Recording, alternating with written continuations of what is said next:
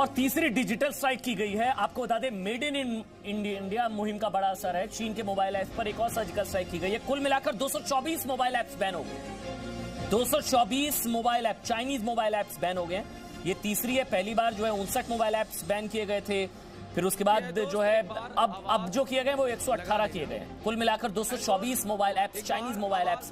देखिए, पहली जो स्ट्राइक की गई है वो 29 जून को की गई थी, जब 59 चाइनीज मोबाइल ऐप्स बैन किए गए थे। 59, फिर 47 और अब 118। तो कुल मिलाकर 224 चाइनीज मोबाइल ऐप्स बैन कर दिए गए हैं, जिसमें टिकटॉक पहले हो गया था। और अब हमारे साथ साइबर एक्सपर्ट अमित दुबे इस वक्त जुड़ चुके हैं। अमित, कुल 224, कितना बड़ा कारोबार भारत में, कितने यूजर्स, या चीन के लिए कितना बड़ा झटका ये? देखिए सर, जब पिछली बार भी बात हुई थी हमारी इस बारे में, तो मैंने एक आइडिया दिया था कि टिकटॉक का वैल्यूएशन $100 बिलियन है और वीचैट का जो पेरेंट कंपनी है टेंसेंट, उसका वैल्यूएशन $500 बिलियन है।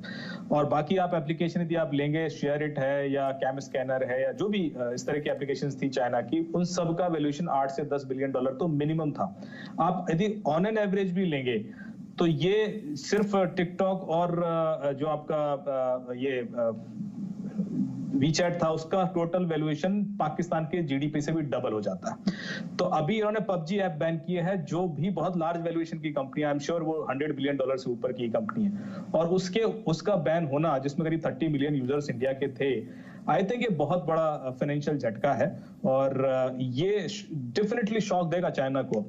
और इसमें अमित, एक और चीज जो आपने पिछली बार भी बताई थी कि जितनी इनकी मतलब मार्केट वैल्यू या नेट वैल्यू, उसमें 70 to 80% जो है यूजर्स वो इंडिया में है। इंडिया में बैन मतलब लगभग खत्म। या आपने देखा होगा, टिकटॉक जगह जगह बिकना शुरू हो गया है। वो अपना जो भी यूजर बेस है, वो बातचीत चल रही है और एग्जिट लेना चाह रहे हैं, क्योंकि वो सर्वाइव नहीं कर सकते।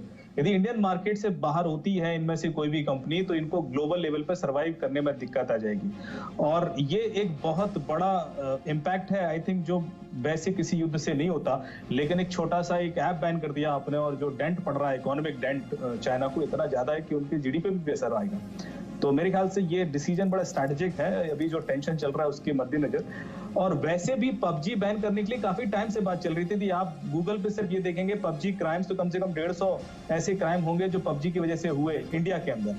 तो ये बहुत डेंजरस ऐप है, क्योंकि लोग क्रेजी हो जाते हैं, मर्डर कर देते हैं, सुसाइड कर लेते हैं, किडनैपिंग प्लान कर लेते हैं। ऐसे सीवियर क्राइम हुए हैं पबजी के। ठीक है अमित जी, बहुत बहुत शुक्रिया अमित जी इस analysis. Presenting B News app available on Google Play and App Store. Download it now.